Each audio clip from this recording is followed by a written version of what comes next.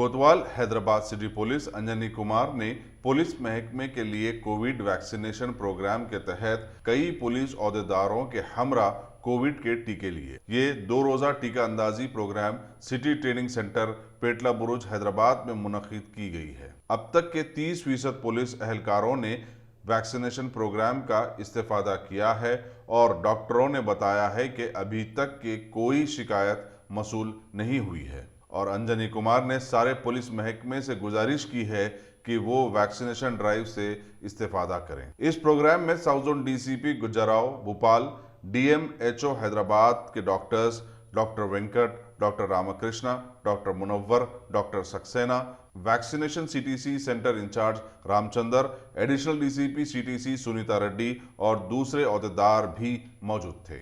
पेटला बुर्ज में corona vaccination का दूसरा दिन हमारे पुलिस डिपार्टमेंट के लिए चला और लिस्ट के मुताबिक आज हमारा नाम था और हमने भी वैक्सीनेशन लिया और हमारे साथ दूसरे सीनियर ऑफिसर्स भी लिए।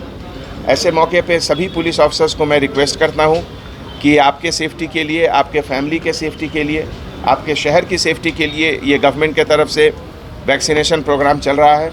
ज़रूर आकर अपने आप को वैक्सीनेट कराएं।